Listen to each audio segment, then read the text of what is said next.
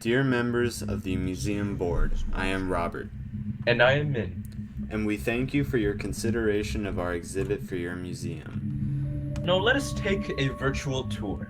Here is the entranceway. The first thing you see in this wall to introduce the subject of our exhibit, Mkultra. If you look above, we will have a lowered ceiling with dim lighting and a textured design. This will be the general lighting for the exhibit.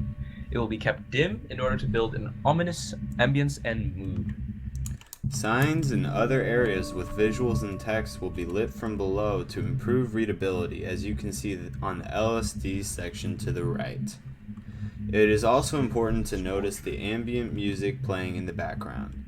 This music will be playing throughout the exhibit except inside the movie room, which we will see later.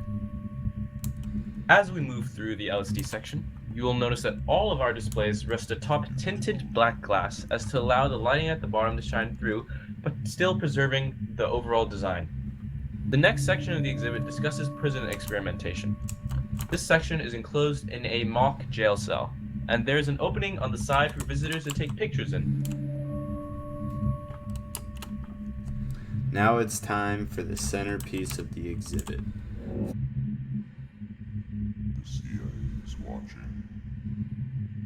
The Midnight Climax Room.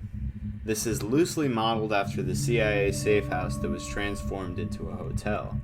It features a two-way mirror in which visitors can go inside and see the mirror side, or they can go and peek in as if they were a CIA agent.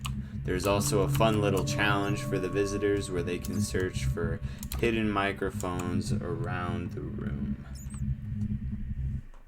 After the excitement of the Midnight Climax Room, the visitor has a chance to settle down and to sit and catch their breath in the movie room, where there will be loops of clips from interviews with victims of Mkultra and clips from the show Wormwood, which follows the mysterious death of Frank Olson, one of the victims of Mkultra.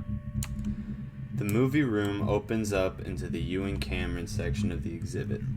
This exhibit and the Frank Olson exhibit to the left contains the bulk of the information in the exhibit.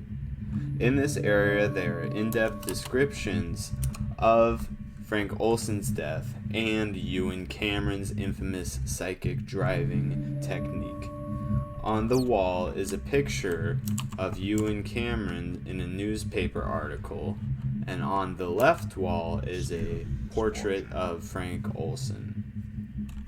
As the exhibit comes to a close, the visitors will see a sign at the exit encouraging them to seek out more information and to keep the government transparent and honest. Hopefully, their curiosity will convince them and their friends to return back to the exhibit for more information about Project MKUltra. Thank you, and I will conclude this with another brief walkthrough of the exhibit without commentary.